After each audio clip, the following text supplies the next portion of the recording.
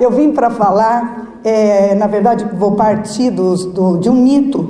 Há tantos mitos, aliás, não há muitos mitos, tá? Preciso contar isso para vocês. Existem poucas histórias, porque os mitos são as nossas narrativas. E nós não temos muita história, nós temos versões da mesma história. Então, por mais diferentes culturas que conheçamos, nós vamos descobrir que as questões do homem são sempre as mesmas. E ele precisa falar muito, ele precisa narrativizar isto para poder dar conta de entender. Ele põe fora para poder se entender no mundo de dentro, né? E a gente não se entende não, mas um pouco põe uma ordem na nossa complexidade, né? Bom, então eu vou escolher um mito que está na cultura grega, do qual eu vou partir para a gente conversar. Eu gosto muito do Apolo, da relação do Apolo e o Dionísio, né? Porque existiram esses cultos na Grécia Antiga, só que eles ganharam tantas reescrituras, tantas outras interpretações, que a gente encontra por onde anda as novas versões ou um novo olhar sobre a proposta grega, né? Lá na Grécia Antiga, havia um culto do deus Apolo. Aliás, eu queria falar para vocês que os deuses gregos são as figuras das nossas paixões. Os gregos, eles queriam, na verdade, falar deles mesmos, então eles ficavam inventando Deus para tudo, né? E aí, quando nós olhamos para os deuses, assim, se parecem muito conosco, né? E é uma pesquisadora muito consagrada dos estudos helênicos que usou esta frase: os deuses gregos são as figuras das nossas paixões, né? A gente põe neles. Então, Apolo também nos pertence, né? O que acontece com Apolo? O culto de Apolo, que realmente, isso, segundo a tradição, realmente existia na Grécia, era um culto só aberto aos homens, né? E nesse culto havia regras, né? Como todo código está prescrito por meio de regras, né? Então, só homens, né? Não velhos, não crianças, não mulheres, e era sempre da ordem do dever. O deus Apolo traduz muito bem alguma coisa que a gente já viu sobre a cultura clássica, que é a noção de equilíbrio. Então tem uma simetria. Quando você fala que alguém tem uma beleza apolínea, ela tem uma distribuição, uma simetria, uma proporcionalidade no próprio corpo, né? Então, era esta ideia de um dever fazer e um dever ser que estava na base do culto apolíneo. Eu quero trabalhar com essa ideia, porque eu quero falar do dever e do querer em termos de produção textual, né? Então, o Apolo ficou com essa, eu diria assim, com essa concepção dada por quem estava inserido e por quem estudou o culto apolíneo, e então viveram essa unilateralidade, vamos dizer assim, naquele momento. Mas acontece que um outro deus, chamado Dioniso, ou Baco, Baco não é nome romano, aliás, usou-se em Roma, porque sempre a gente acha que teve o nome grego e romano. Não, na Grécia já se usava Baco, mas não no sentido que depois se vulgarizou dele. O deus Dioniso, ou Baco, era um deus do prazer. Era assim, a gente precisa viver o prazer para poder mergulhar, para entrar em comunhão com o sagrado, como eles diziam. Então a gente tem que beber vinho, andar pelos campos, diferente daquilo que o culto apolíneo propunha, né? E aí, quando ele chegou, isso está contado em vários relatos, mas numa peça do Eurípides chamada As Bacantes, quando esse deus chegou com seu culto à Grécia, chegou a Tebas, provocou assim uma oposição muito grande de quem havia aderido ao culto apolíneo. Então disseram que ele era licenciosidade, que ele era desmedida, que ele na verdade ia perverter os costumes, e eles vão ter que enfrentar essa oposição até o ponto em que eles vão aprender a coexistir. Então, eu quero começar a fala por isso, né? A gente tem diante de nós a leitura e produção de texto. e pulsa dentro de nós algo da ordem apolínea, que é da ordem do dever, de cumprir tarefas, de ter modelos, né? E algo da ordem do querer, que é, na verdade, algo que vem naturalmente pelo prazer de viver uma dada experiência. Então, exatamente por isso, eu queria começar com o primeiro texto que eu trouxe, porque eu quero falar exatamente do prazer de ser leitor. E mais do que dizer do prazer de ser leitor, que o aluno nosso seja leitor, eu quero saber a quantas anda o nosso prazer de ler e produzir textos. Então é o seguinte, o que é que nós, como vocês alunos de graduação, pós-graduação, ligados à prática de leitura e produção, qual o prazer que vocês têm tido de ler?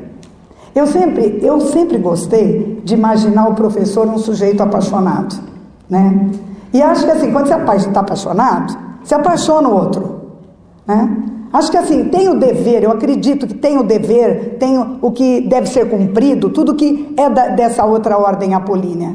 Mas eu acho que se a gente consegue mergulhar no prazer, eu penso que a gente transforma até o dever num gosto, né? E assim, vocês vão falar, Marisa, mas por que você está falando tudo isso? Porque assim, eu já passei por muitas experiências, né?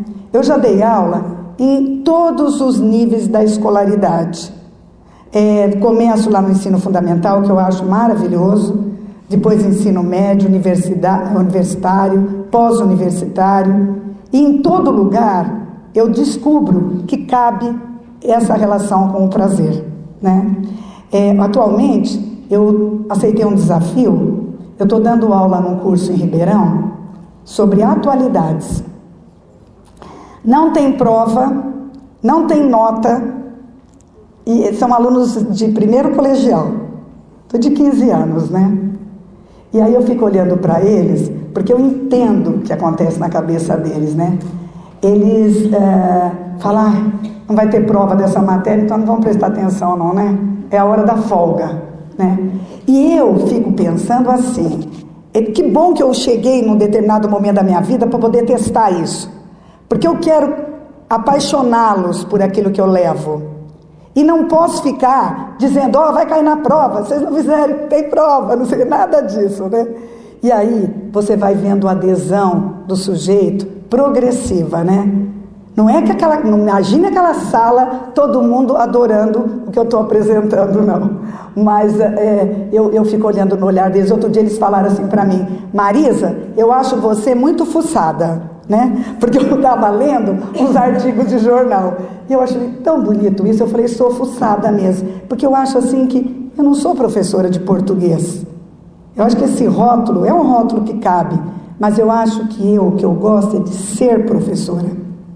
E gosto de apaixonar. Então começou, vamos trabalhar, vamos apaixonar. E aí eu acho que faz a diferença, porque a gente, por exemplo, eu acho que o professor, ele tem que falar poema no meio da aula. Não é que porque vai cair na prova.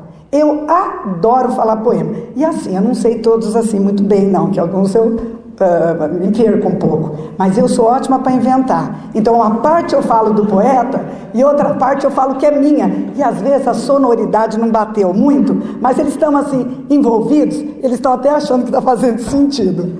E tem uns poemas que esses eu sei, porque a gente tem aquelas coisas que vai guardando, né? Vamos dizer assim, uns 10 poemas que ficam na cabeça, assim, bem, e aqueles lá sempre entram, né?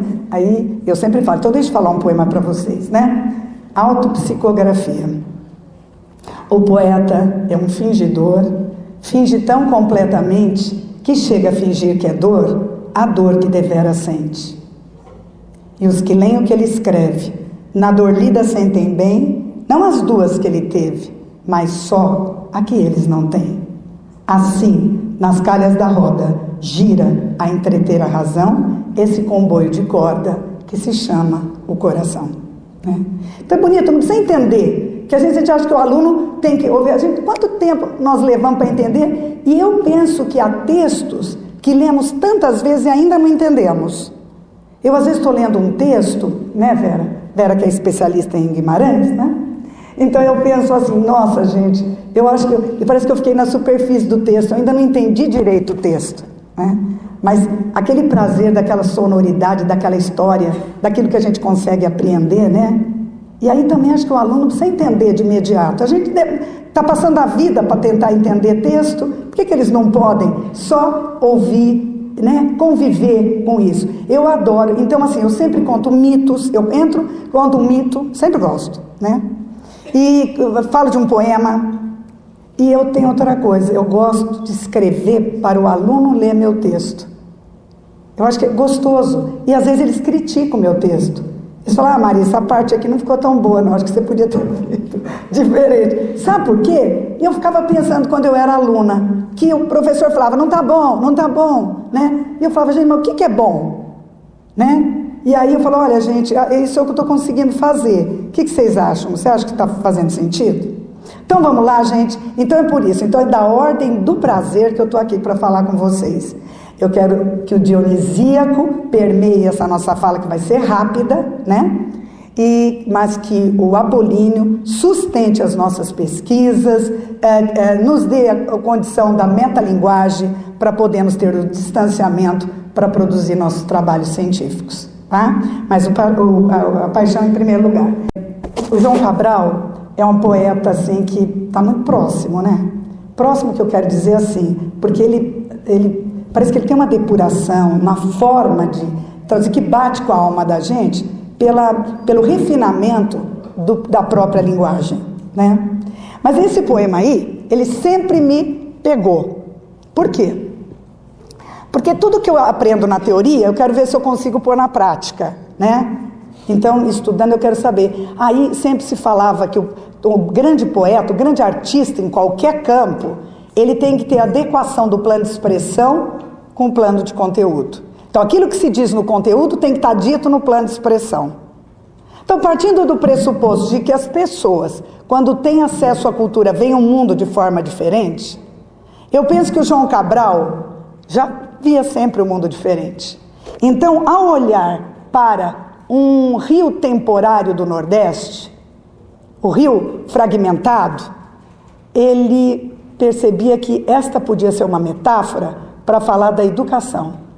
Quem não tem acesso à leitura, quem não tem acesso a textos, consegue se comunicar.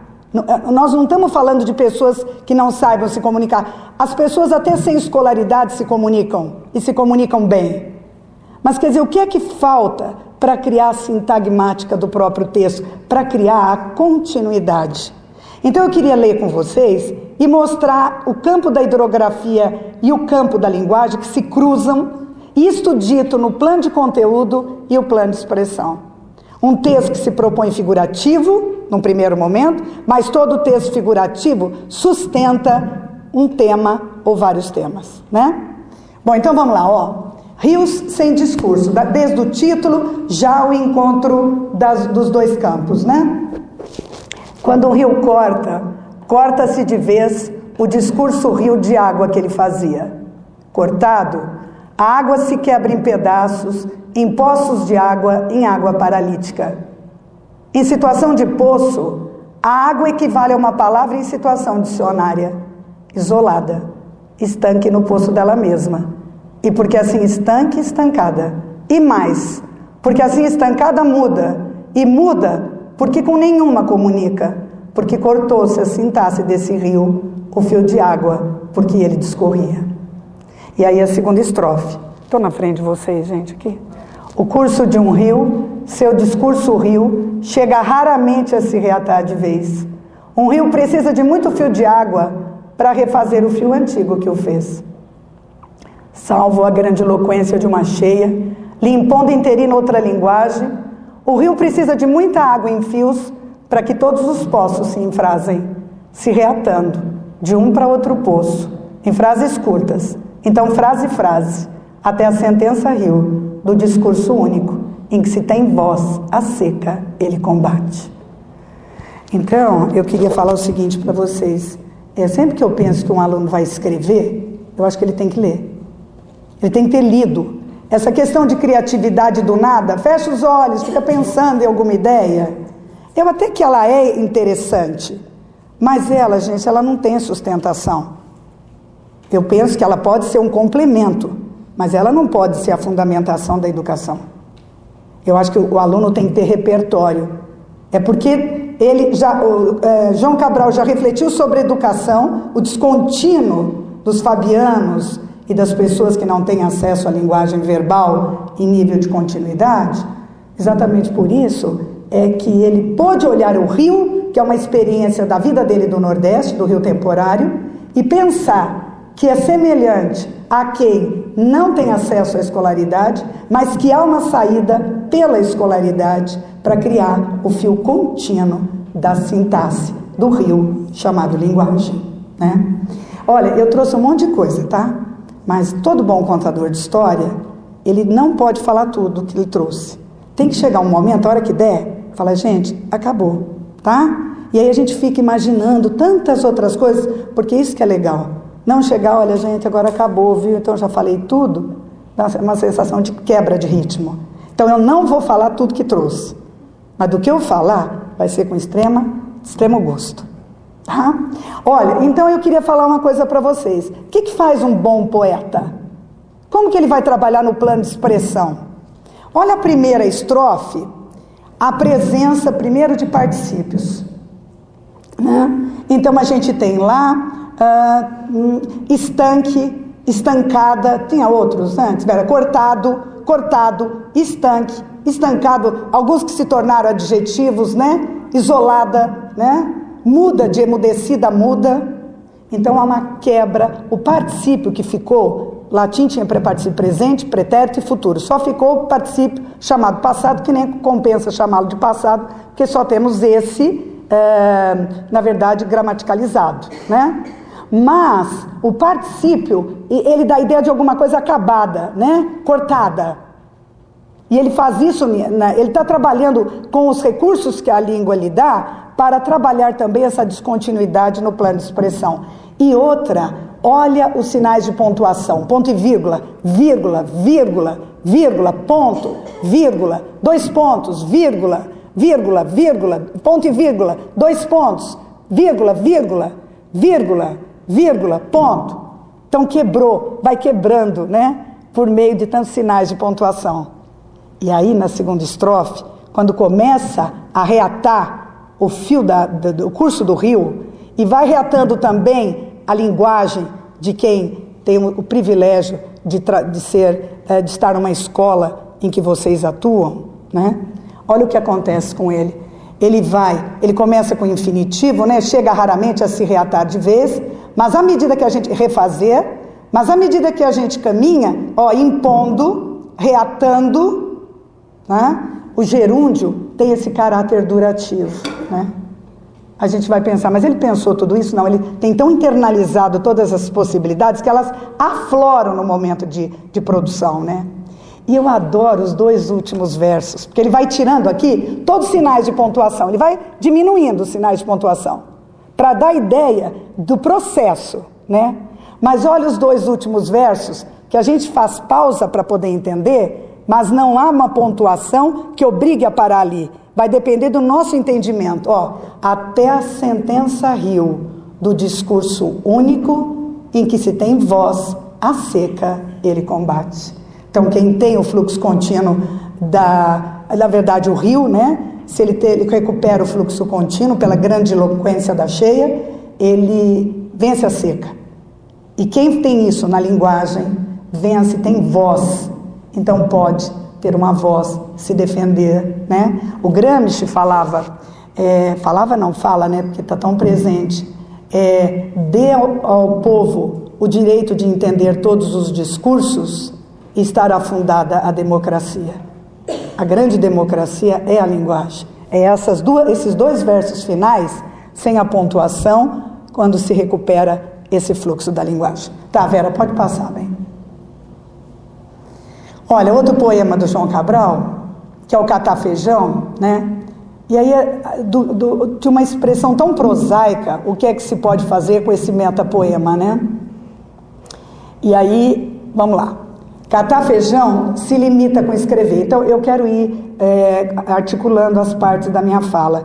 Eu comecei com Apolo e Dionísio, para dizer que o Dionísio não pode estar ausente do nosso processo de leitura e produção de texto.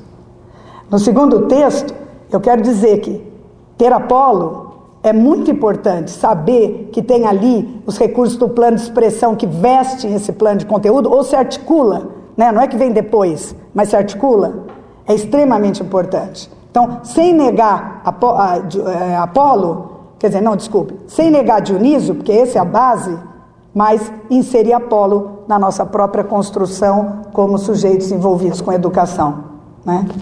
E também eu queria agora dizer o seguinte: o que é um bom texto? Então, nós temos o exemplo de escritores, nós somos produtores de textos e precisamos, na verdade, temos que a cada momento tentar desenvolver esse processo. Ninguém nasce... Olha, eu acho raro uma pessoa que chega com um texto pronto, nasceu com ele. Na minha história, assim, de escola, eu já tive tanto preconceito, eu via, assim, algum aluno e falava, isso daí não vai para frente, não. Isso são uns 10 anos para ver se eu ponho ordem nele. E, de repente, aquele texto começa a fluir, ele escreve como rascunho, passa limpo, vai melhorando. E aí, tem uma expressão da psicanálise que eu adoro, tolerância à frustração. Porque é o seguinte, a gente queria que todo mundo, a gente deu uma aula, o aluno já saísse fazendo aquele texto, né? Nós também, né? Lemos um texto, já estamos produzindo, nosso texto está perfeito. Mas a gente tem que suportar aprender, né? A gente tem que suportar aprender e fazer, e por ensaio e erro, e vai melhorando. E às vezes eu falo assim, esse texto está bom, mas o bom não é que é o meu critério de qualidade, é que de onde o aluno chegou ao ponto em que ele está, foi um progresso enorme. Então, essa questão assim de se envolver com o processo de produção de texto, que eu acho tão rico, na verdade, respeitar o processo, né? Eu sei que tudo que eu estou falando está já na ordem da ideia de vocês, vocês já sabem tudo isso, mas acho que é bom a gente falar e falar assim, eu queria falar para vocês que tudo que eu estou trazendo aqui, assim, do que eu estou falando, são experiências que eu já vivi, né? Porque às vezes fala assim, uma vez eu fui dar um curso e uma pessoa falou assim para mim, também você vive lá na universidade, né? Você tem as condições ideais para fazer tudo, você tem tempo, né? E a gente que fica batalhando, que fica lá e trabalhando, nós não temos esse tempo que você está falando que é para ter. Aí eu sempre gosto de ouvir a outra pessoa e respeitar o ponto de vista dela. Mas aí eu falei para ele, olha, é que você conhece muito pouco de mim. Eu hoje sou professora universitária, mas eu comecei em escola pública, dando aula para menino de roça, né? Então, a gente vai somando experiências e parece que em todo lugar a gente pode fazer esse trabalho. E eu acho que o professor que estuda, gente, eu sempre penso isso, eu acho que o professor é assim, ele tem que passar a vida, mas em qualquer profissão em que você queira ter um nível de excelência, né? Uma qualidade de formação, você tem que estudar a vida toda, né? E é sempre pouco. Eu já ando dizendo que eu quero várias vidas, porque essa está sendo tão pouca, não está dando conta. Tudo que eu quero fazer não está dando, gente. Mas tudo bem, mas o que fiz com muito gosto. Então vamos lá. Olha, e aí eu acho que assim é um exercício para a gente ver como é que a gente escreve, né? Então vamos lá. Catar feijão se limita com escrever. Joga-se os grãos, não vamos falar aí que o João Cabral não fez a concordância que o pronome é passivador, né? Não é? Não seriam jogam-se? Mas não ficava tão bonito. Joga-se ficou muito melhor, né? Então tá. Aí os alunos falam, ele pode, né, Marisa? Ele pode, né? Porque é poeta, pode. Vai a gente fazer um erro desse. Mas aí tem a questão da sonoridade, do ritmo do verso, né? E a gente dá sempre desculpa, porque quando a gente apaixona pelo poeta, pra gente ele é imbatível, né? Não tem nada errado nele. De tudo que fez é tão bom que ficam menores as questões, né? Ele sabe muito, por isso que ousa, né? Então lá, catar feijão se limita com escrever. Joga-se os grãos na água do alguidar e as palavras na da folha de papel. E depois, joga-se fora o que boiar. O que é leve, né? E o que está demais no texto, a gente joga fora. Certo? Toda palavra boiará no papel, água congelada por chumbo seu verbo. A folha de papel, ela não tem profundidade do ponto de vista físico. Então, tudo fica na superfície da folha. Diferente do feijão, que quando se põe na água do alguidar, a palha vem à tona, não vem? Tá. Mas dá para aproximar, né? Porque quando a gente compara ou metaforiza, basta ter um ponto de intersecção para se construir. Não precisa ser tudo, bater tudo, né? Tá. Pois para catar esse feijão, soprar nele e jogar fora o leve, o oco, palha e eco. Olha que bonito do ponto de vista da sonoridade, né? Ora, nesse catar feijão entra um risco. O de que entre os grãos pesados, entre, verbo, né? Um grão qualquer, pedra ou indigesto, um grão imastigável de quebrar dente. Claro que para o feijão, a pedra não boia, porque ela não é leve, e aí se ela for à mesa, ela quebra o nosso dente. Certo não quanto ao catar palavras. A pedra dá à frase seu grão mais vivo. Obstrui a leitura fluviante e flutual, assula a atenção, isca como risco. Então é bonito a pedra no poema, que é o enigma, que é o estranhamento, que é aquilo que nos provoca. Não sei se vamos dar conta de decifrar, mas que é bonito que haja isso. Então, é bom que, às vezes eu fico pensando, é bom que o aluno não entenda o texto, porque nós também chegamos a certos impasses no texto que nós paramos ali e falamos, gente, não estou entendendo, o que está acontecendo comigo? Não estou entendendo. Mas a gente não entende mesmo. E é muito importante que isso aconteça. E tudo isso vestido nesse texto, eu adoro esse final aí, obstrui a leitura fluviante, flutual, né? O recurso da literação, com a possibilidade de sons que não são oclusivos e que dizem respeito a uma leitura meramente informativa. A leitura meramente informativa, ela é fluviante e flutual. Você chegou ao final, entendeu, né? Um artigo de jornal, por exemplo, que esteja mais ligado à chamada função referencial. Mas o que, na verdade, o texto literário faz é obstruir, impedir que a gente leia até o fim e entenda tudo. Não é para entender, né? Há um poeta português, que ele tem um poema tão bonito, eu não sei decor, então não dá para falar, mas dá para comentar. Ele fala o seguinte, que ele adora trabalhar com não saber, né? Não com o que sabe. O sabe é da ordem da informação, mas aquilo que provoca, que é novo, que causa estranhamento, né? E aí é muito bom isso. E isto em graus diferentes, porque não vamos imaginar que o aluno vai escrever texto literário e nem nós que obrigatoriamente temos que escrever. Claro que adoramos escrever textos literários, né? Também, né? Adoramos escrever textos literários, cara, com um grau de estranhamento, uma depuração da palavra, que ela não está lá só no seu sentido literal posto no texto, né? Mas eu acho que a gente tem que começar. Eu acho que o professor, ele tem que exercer a função incoativa. Ele tem que despertar o gosto e começar. Eu acho que, sabe, aonde vai chegar isso, a gente não sabe. Se a gente quiser medir quantitativamente, é sempre frustrante. Não vamos atingir a todos no mesmo momento. Há situações que reverberam em nós, que foram ditas há 20, 30 anos e agora é que estão fazendo sentido. E ficaram ali em nós, dito numa sala de aula. Eu tenho coisas de professor que eu não entendia, hoje parece que entendo melhor. Né? Uma experiência, mas não vai dar para contar aqui, tá? Depois vocês me ligam, passo o e-mail, aí eu conto por meio do e-mail, tá? Então, essa questão, então, escrever é esse exercício que começa pôr as palavras na folha de papel, tirar o que é palha, oco, né? Que é o eco, o leve, o oco, a palha e o eco, né? E suportar, se for um texto, que nós vamos trabalhando e melhorando esse texto, e depois disso, mas aonde a gente vai aprender esse exercício? Lendo escritores, trabalhando com poema. Eu pergunto para os alunos assim, de colegial, eu trabalho muito com aluno colegial, que eu tenho um curso de leitura e produção de texto. eu pergunto para eles, vocês leram algum poema? Vocês estão habituados a ler poema? Eles falam, não, a gente não entende poema. Mas eu acho que, não sei se vocês têm outra experiência, mas eu também tenho. Eu acho que a gente ficou muito mais nos textos narrativos, não que não haja narrativa no poema, mas muito mais aquilo que convencionalmente se chama de narrativa, e nós ficamos menos.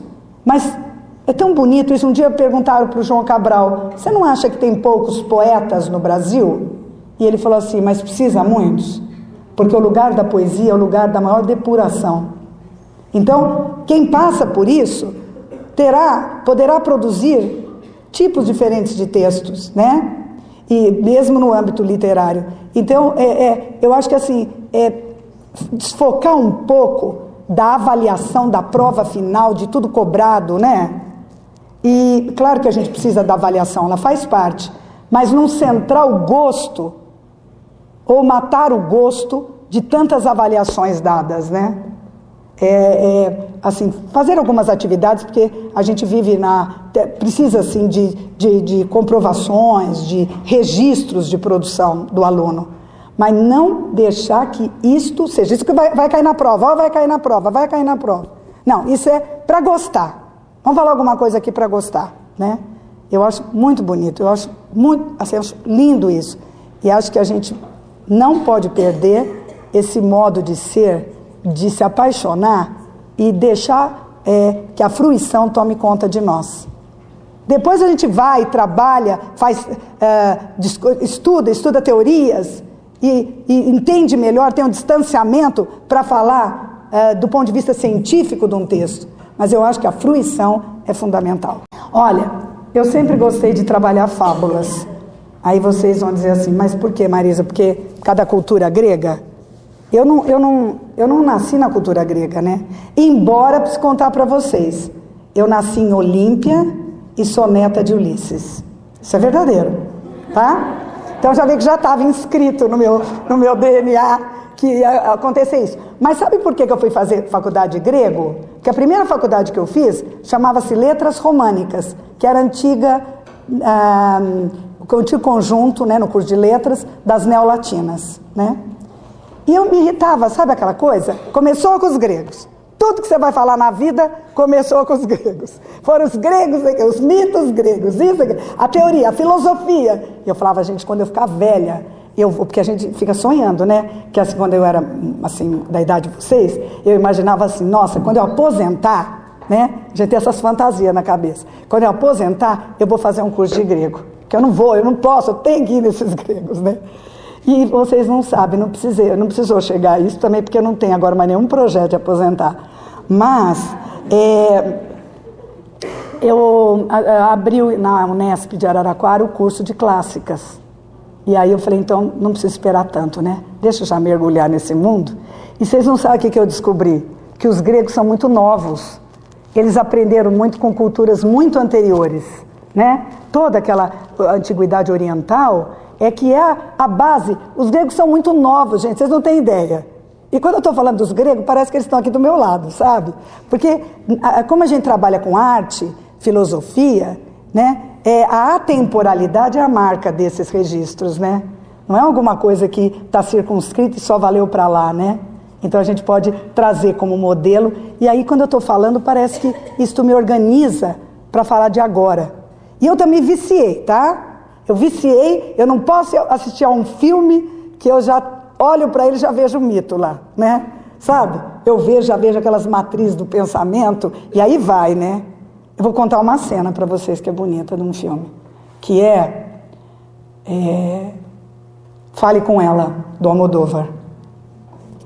Então, vocês se lembram que uma delas, a toureira, ela tinha brigado com o parceiro dela, parceiro amoroso, estava numa turbulência tão grande que ela vai para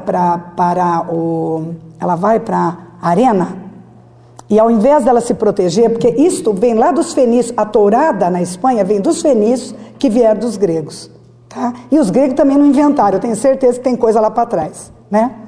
Mas é o seguinte, o touro representa a força bruta e o toureiro a sagacidade, que é a mesma luta de Zeus, Prometeu, Zeus lutando com Cronos, né? Que esses mitos são representações dessas forças. Começa como forças brutas, depois vem Cronos, que é o tempo, ele tem os filhos, a Réia tem os filhos, mas ele é o pai, e aí ele devora os filhos, que é bem uma metáfora para falar que o tempo nos dá vida e o tempo nos devora. Aí o Zeus queria usurpar o poder do pai, que era o Cronos. E o Prometeu falou, não, você não vai pela força bruta. Seu pai é um titã, você não vai conseguir. Vai pela sagacidade, pela inteligência. E lá vai ele, né? Então nessa cena, a toureira tinha que ter usado o conselho de Prometeu. Mas ela está tão irada que ela vai para o enfrentamento direto, sem nenhuma proteção, sem habilidade de lidar com o touro. E aí ela entra em coma, né? Fica inconsciente, né? Então, quando a gente estuda, eu acho que é assim. A gente olha para o mundo e a gente não vê da mesma maneira. O Salvador Dalí sempre falava isso. Como é que eu posso olhar para um quadro meu e dizer o que penso, se cada vez que eu olho para ele, eu vejo de uma forma diferente? Então vamos lá. Então as fábulas, voltando às fábulas, é o seguinte. Você sabe que a fábula, o que eu sempre gostei de dar fábula para meninada? Porque ela é narrativa, ela tem uma narrativa, ela é um texto figurativo, vou usar melhor essa expressão, é um texto figurativo, né? Que simula o mundo, né? Um simulacro do mundo, e contém na moral o tema. É bem metonímico isso, sabe? É uma historinha que se conta, dela se depreende que todas as vezes em que aquela situação se repetir, vai acontecer daquela maneira. Só que como todo texto é ideológico, lá naquela história que a gente tem desde o Esopo, que é do lobo e o cordeiro, lembra isso? Que o lobo chega, o cordeirinho está lá tomando água, e ele vai tirando satisfação com esse lobo, o lobo vai tirando satisfação com o cordeiro, inventando pretexto para comê-lo, porque ele está com fome, e o cordeiro até que tem uma coerência, tem uma sintagmática, né, Vera?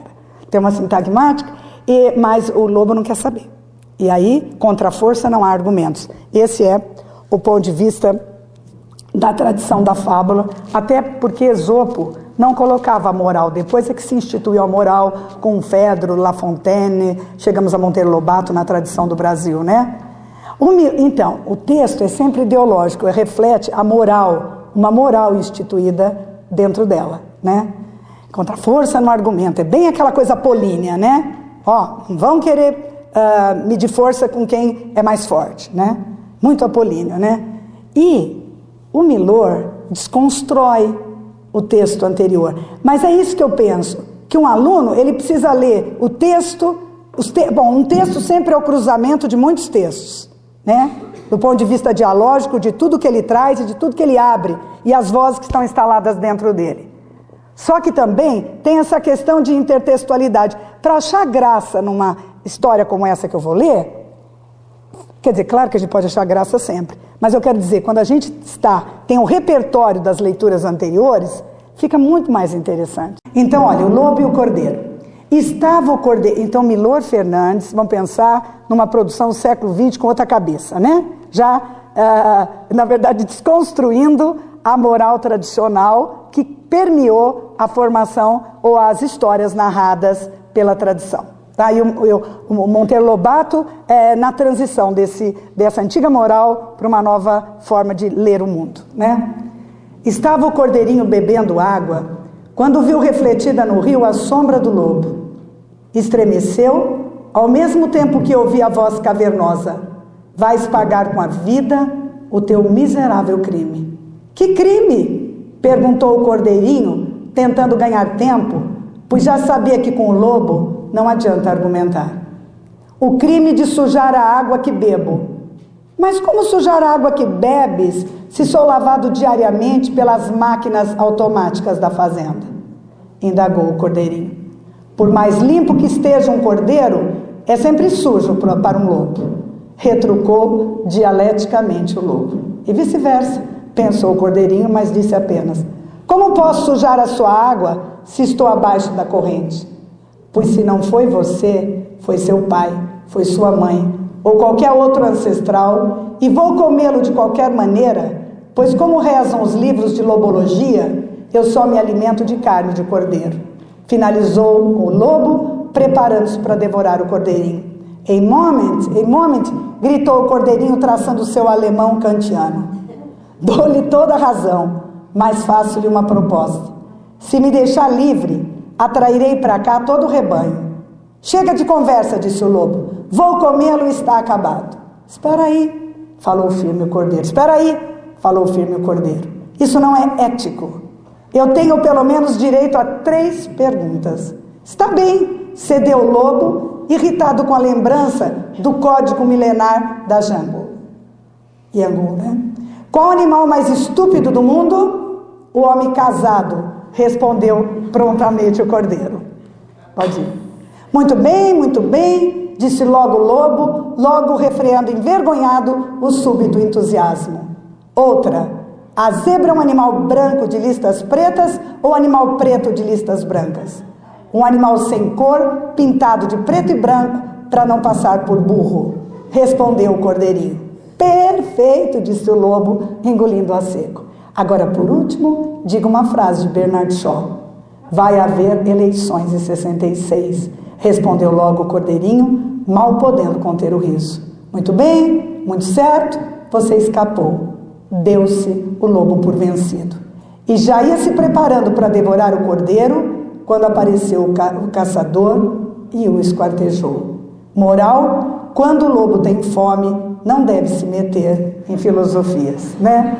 Então, reconstruindo o texto aí, e é muito bom, eu já também fiz essa experiência, não dar história e dar moral, e pedir que os meninos escrevam uma história em que caberia a moral posta, né? E aí a gente vai fazendo uma série de trabalhos, às vezes é um modo de nós entrarmos em textos temáticos para os meninos que estão muito mais, para eles que estão muito mais próximo do concreto, é muito mais fácil lidar com textos figurativos, né? Que tem a representação do mundo. Mas o temático é bonito. E você sabe que eu fico olhando? As pessoas não entram na dissertação com a idade cronológica. Tudo bem que ela pode ter habilidades pessoais, mas também tem a ver com o repertório. Mas sabe como eu meço que o aluno ainda não consegue tematizar? Aí eu pergunto, o que vocês entenderam quando o lobo tem fome e não deve se meter em filosofias? Aí o aluno me fala assim, é que aquele lobo, ele não sai do particular. É que aquele lobo, né, ele foi lá e ele não teve, aí ele queria comer, mas aí ele demorou, porque aí o cordeirinho engambelou e ele ficou distraído, ele distraiu tanto com aquele questionamento que ele se perdeu ali. Então, é o antigo mito da luta de Cronos e Zeus, né? O Cronos, que é o titã, que é a força bruta, né? E o Zeus, que industriado por Prometeu, acaba propondo que a inteligência, a astúcia, ela é a maior força, né? Então a gente pode ler isto, né? E eu também queria falar para vocês assim, que eu acho que o aluno não pode, né? Não pode, né? O aluno não pode pôr esse ele aí, né? O aluno o meu é só enfático, tá, Juscelino? Mas assim, o aluno tem uma questão ali interessante, eu sempre fico pensando, o que ele vai aprender conosco tem a ver com o limite dentro de nós mesmos, que a gente às vezes é tão ilimitado, né? A gente sabe pouco, né? Às vezes outro dia um aluno me perguntou, Marisa, quando é que o Papa deixou de casar, né? Os papas deixaram de casar. Aí eu falei assim, nossa, deixa eu pensar. Aí comecei a vasculhar a minha memória, porque eu acho assim, vocês vão falar, Marisa, mas para que você tem que dar conta desse Papa? Mas eu falo, se ele está perguntando, ele não está interessado, está envolvido comigo? Deixa eu ver se eu dou conta. Aí eu não vou conseguir a resposta, tenho que pesquisar esse final de semana para ver. Mas olha onde eles vão. Porque eles acham que a gente, principalmente professor de português, cabe tudo. Porque na redação, eu acho a redação do vestibular uma farsa. Você tem que resolver todos os problemas do mundo. Quem propõe a redação não deu conta de nada que somos nós. Certo? E o aluno com 17, 18 anos tem que saber falar de todos os assuntos, discutir, olha, e aí eles ficam, coitados, eles ficam tão divididos, porque fica assim, na dissertação não pode aparecer o sujeito. É sempre um texto distante. Mas quem escolhe, quem recorta, quem faz tudo não é um sujeito? Na verdade são estratégias, tem que criar efeitos de sentido, de objetividade. Mas, gente, nem o discurso científico é neutro. Porque a pessoa que for escrever, ela vai fazer um recorte da realidade, que ela não dá conta da totalidade. E aí se assenta sobre o caso que está sendo observado, né? A gente finge que é puramente objetivo, mas isso é efeito de sentido, né? Sempre é efeito de sentido. Então é bonito, porque eu falei para vocês que eu não sei se eu sou professora de português, eu acho que eu gosto de ser professora.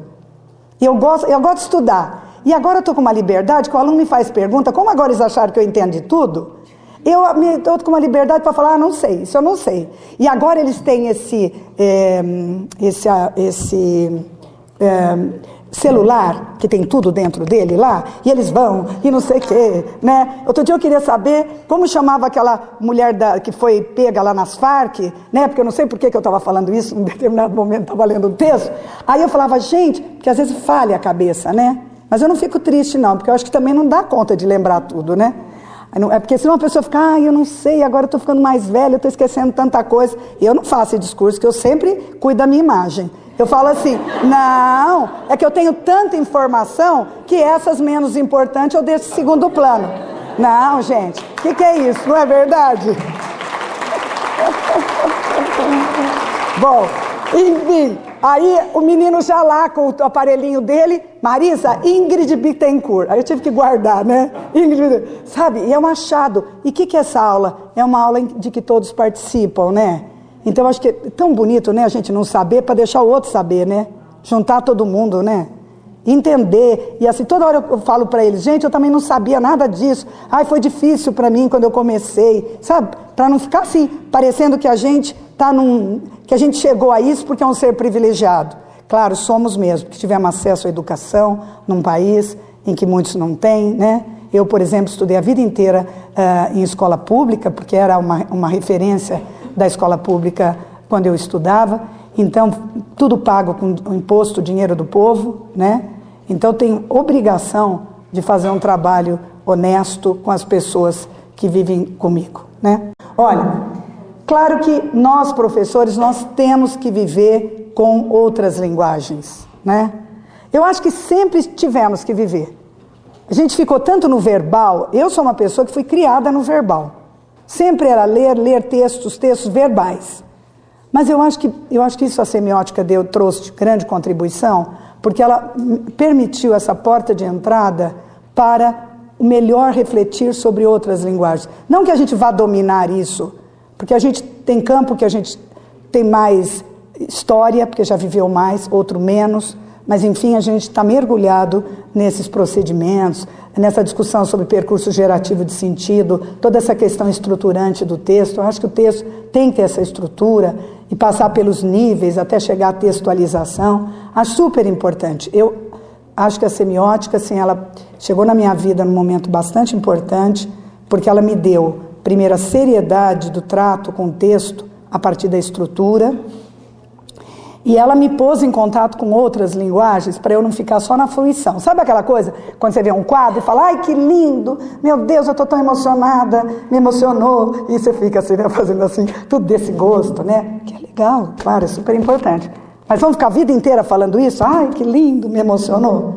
Como é que se constrói isso? Não como o pintor quis construir, mas o que é que o texto provoca em mim, que eu vejo como construção dentro dele, né? Mas então, olha que interessante, essa questão é uma questão da segunda fase da Unicamp de 2011, né? Então, pedia-se na prova, era a homologação, né, a relação entre o plano verbal e o visual, a linguagem visual e verbal, né? E eu gosto muito, porque acho que tem umas sacadas muito interessantes. Aí, como as boas histórias em quadrinhos, elas são muito boas, né? E as charges e tudo mais. Então, chega o afinador de piano e o interlocutor que se propõe como dono da casa, o manda entrar. Mas há outros indicadores aí muito fortes. O afinador de piano, já pela profissão dele, ele é um sujeito refinado. Ele já vem com o diapasão na mão, né? Você vê a postura dele, a roupa dele, a sacola, o ar, né? A elegância do porte, né? E o diapasão na mão, com o qual ele vai colocar altura no piano para fazer essa afinação. E o outro sujeito é um sujeito informal, né? Ele recebe o visitante que ele contratou, ele deve ter contratado o serviço, só com meio corpo para fora. Não tem aquela gentileza de abrir a porta e receber o outro, né? Então já tem um desnível enorme aí entre o profissional e o dono da casa, né? É mais ou menos assim quando você liga para uma casa ou para um lugar e a pessoa fala, quem? Né? Combina com esse homem aí que fala, entra, né? Não tem a linguagem enfática ali para ir, introduzir, para conversar e perguntar quem é, então, né? Então, há uma informalidade e já é um contrassenso, quer dizer, não sei se é contrassenso, mas parece que esse sujeito, no primeiro quadrinho, ele não combina ser dono de um piano, porque parece que ele ou deve ser um criado, alguma coisa, no primeiro quadrinho. Quando chegamos ao segundo, o texto verbal fica por conta do dono da casa. Quero que fique dessa finura assim, para não atravancar a porta, né? Então vai lidar os diferentes sentidos, o sentido literal e o sentido conotado da palavra, né? Esse é o piano. Bom, desculpe, esse é o piano. Quero que fique dessa finura assim, para não atravancar a sala. E a expressão dos dois, né? Mostra a diferença. O dono da casa, ou que contratou o serviço, ou que está apresentando o serviço, ele tem uma ingenuidade assim, né? Ele fala assim, a gente já entende que o universo dele é bem restrito, né? Ele está bem alegrinho, é aquela alegria ingênua, né? E quem tem a fineza ali e está estupefato, perplexo, né? E é o afinador, né? Aí vem os pressupostos, porque a gente chega na cena, a gente imagina que o afinador ficou tão irritado que deu um safanão no dono da casa, né? E aí ele vai, quebra o piano todo, e aí é interessante o jogo que o chargista faz, porque ele, o autor da história em quadrinhos, porque ele fala cara grosso. É a primeira vez que o dono da casa usa um sentido diferente do grosso, do fino que ele vinha usando. Mas ele cai, quer dizer, a única metáfora que poderia haver aí, ela está banalizada pelo uso, então continua no mesmo âmbito da falta de destreza para lidar com uma situação como essa. Salva-se aí o afinador do piano, porque esse é o homem que tem o diapasão, tem o tom do texto, tem o tom dos poemas que nós lemos. Bom, mas agora é para acabar, hein, gente? É fim, hein? Psiquice do Guimarães Rosa, né? A história, em linhas bem sintéticas, é a seguinte. O narrador, no momento da enunciação, se reporta a uma história vivida no âmbito do enunciado. E conta, não tem um texto, tá? Tá só aqui, tá? Tá só aqui. E conta que, quando ele era estudante num colégio interno, primeiro ele disse que como ele está adulto, agora ele não lembra com detalhes, precisava encontrar pessoas daquela época, mas as pessoas não sabem onde estão, tal, então só tem o que ficou para ele na memória. Então ele estava num colégio interno e foram escolhidos meninos para ensaiar uma peça. Deviam ser os alunos mais comportados, com melhor desempenho, né, da escola e tal. E eles aceitaram de fazer os filhos do doutor famoso. Os filhos do doutor famoso. Só que eles começaram o ensaio, já era um texto pronto, né? Eles tinham que dar vida pela encenação. Mas era um texto que eles não tinham construído. E como eles queriam fazer surpresa, eles decidiram criar uma história outra, uma segunda, porque aí eles iam contando e os alunos internos acreditariam nessa segunda e seria preservada a primeira história. Só que com o tempo, eles foram apaixonando pela segunda, que era deles, que eles queriam construindo. E o narrador devia ser aquele que se chama de nerd.